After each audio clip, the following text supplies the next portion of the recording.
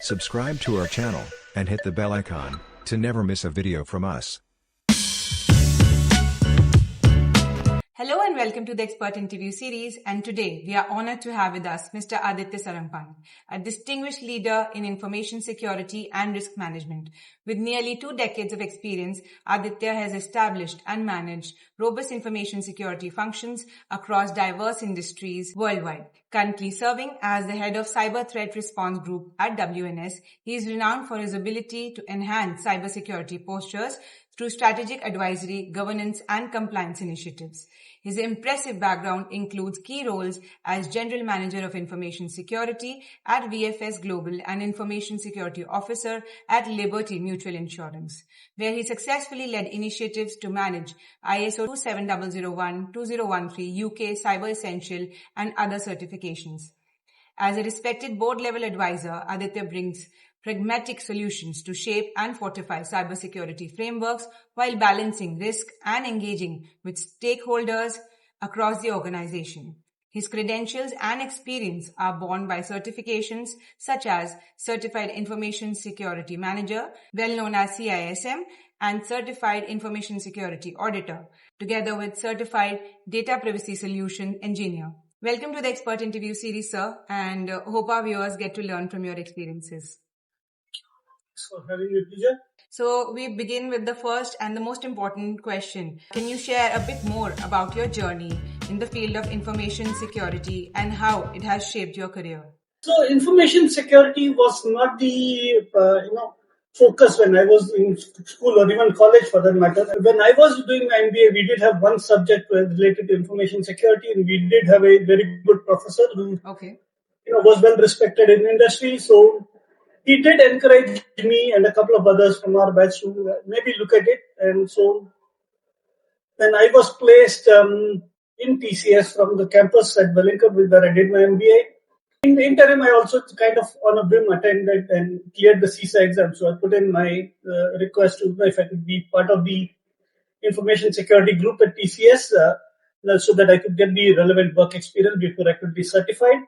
Right. And that's where the journey began. And I've been there for, as you said, almost 2 decades now. That's quite a journey. And I think you've seen a lot of evolution since you've already worked in the field. So if you can just point out what are the changes that you have seen over a period of time in this field? Over the last couple of decades, of course, now you have, I wouldn't say more IT, but your systems are more exposed. Think of it, when I started in 2005, Facebook didn't exist. Right. You had your basic email in terms of Gmail or a Hotmail, maybe Yahoo. Read Mail was the Indian version. That's it. And, so social media didn't, not only Facebook, but any social media didn't exist. Right. Maybe you had something called Orkut with Google had started, which then, was a failed experiment. But that was fun times. That was the way we communicated. But over the time, yes, your exposure, there are more new companies, more new technologies, more ways of doing things. And all of these come with security, which, to point out is not only on the IT side, but also on the, on your day-to-day, so there are more scams coming in, as you can see recently, especially India is among the top affected countries. So, yes, it's been an interesting journey. Thank you so much for pointing out such, of course, we've seen evolution and we've seen the highs and lows. Life is simpler, yet there are so many threats, so many things that need to be taken care of. That's how evolution takes place, the IT or not. I mean, if you go back a couple of 100 years, your threats were much lower. And there was no computers, yes, but the threats to you or your business was localized. Now it is expanded, because people can move from place to place. So moving on to the next question, sir. What inspired you to specialize in information security and risk management? As I said, my journey started and the CISA exam cleared. I said, okay, 5 years I need to showcase, get certified. That's what was the immediate target. Mm-hmm. Of course, that based on ISACA's rules, because I already had a 4-year degree, so it comes down to a little over 3 years actually, in my work. So, but yes, so that was the immediate target, and not by design, but I stuck there. And of course, as I moved organizations, moved roles, new things came in, new experiences, and I'm still there. That's it. So your experiences were more of your inspiration. Yeah, I mean, I stuck with it. To put it very simply, that's a role that you need to do. Because, and as you said in your introduction, my experience is not only on the IT side; it's on the governance. How does it impact? Right. And that's something that it really got me thinking on how we can better this. What is a better way to do this? If not anything, at least if you are dedicated to this, it gets your creative juices flowing of things, how you can solve things creatively. So that's one of the things that I enjoy, and so far it's not let me down. Quite a journey and a lot of experiences that you get along with that. Now, a very crucial question. How do you ensure that your security strategies are aligned with the overall business objective? So again, security, because of the IT connotation, does tend to get a bad rap because your spread, the security team as a whole is seen as someone who is trying to block things. But as you said, you need to understand what are the risks. I mean, the same, if you take the simple example of CBSS score for a vulnerability, Right. yes, it is based on standard this one, but based on how your setup is, the actual vulnerability may or may not exist, or it may have a lower risk rating, or so you could deprioritize it. So those are the things that you need to look at. And like IT and many other departments, information security is one thing you need to remember is to support business, because unless the business happens, the organization will not exist. Right. So you need to work in tandem with them. So quite often I've had to take, okay, this is a risk we are carrying. If you're okay with it, go ahead, but ensure that it is fixed as soon as possible. So that kind of, I won't say give and take, but like I said, that is where stakeholder management comes into the fore. I mean, you build up the trust, you say, yes, this needs to be done. Can we do it as soon as possible so that the risks are minimized? And people start understanding that. That is when it makes a good business sense as well. So it's more like the balancing the decision so that the risk is minimum and that can be taken care of. Yeah, I mean that's true of not only information security but any support function that you have in an organization, whether it's HR or finance. Each one has their nuances. Ideally, because I do take on the finance folks quite a bit, so I said that you are so stingy with money that you don't want to pay out because that's your role. You're supposed to optimize the usage of funds, but at some point you have to pay because there are vendor payments. Your payroll has been, employees have to be paid, and so on and so forth. And there are some of them, of course, have definite timelines, so you need to manage your finances. That's why your entire function exists. Right. You have to look at both sides of the equation. You cannot be single-minded saying that this has to be done. It has to be done, but you need to give a time, and nothing happens in zero time. That's something you have to constantly remember. Now, as you said that you worked in governance as well, and you take care of governance as well.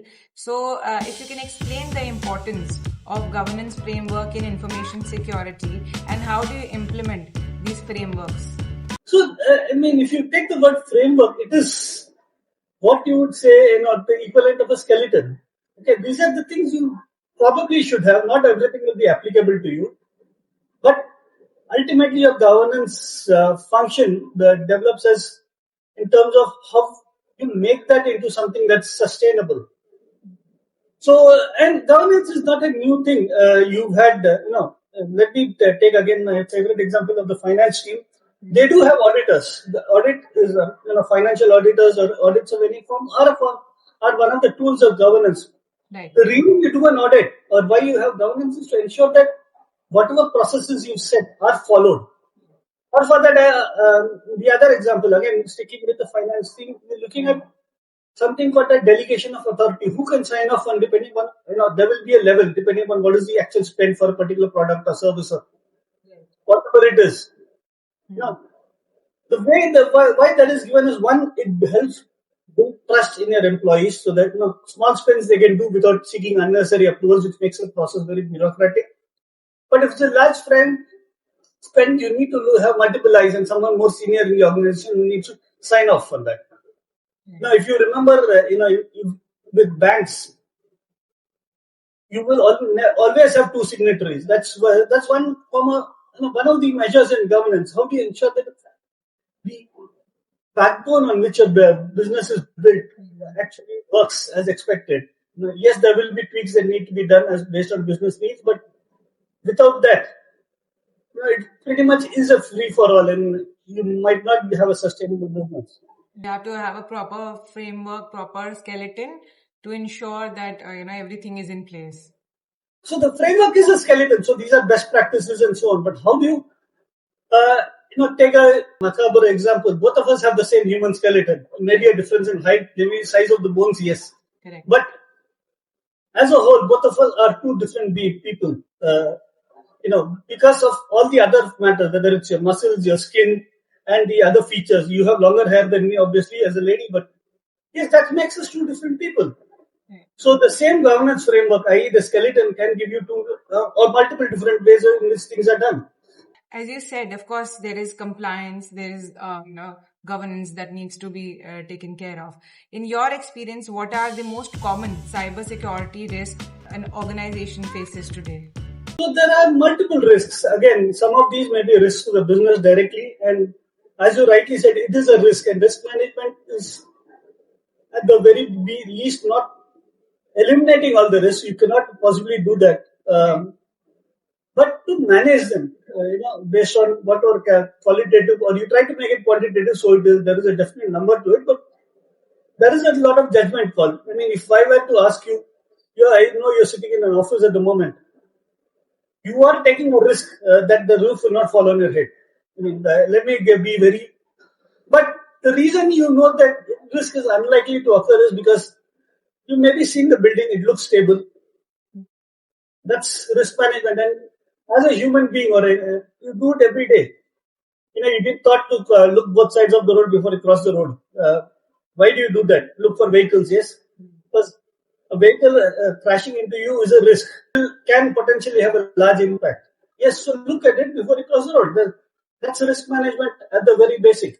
And we've been doing it since we were kids, or we've been taught to do that. You don't know it as a risk management, but now that you think of it, that's the way it is.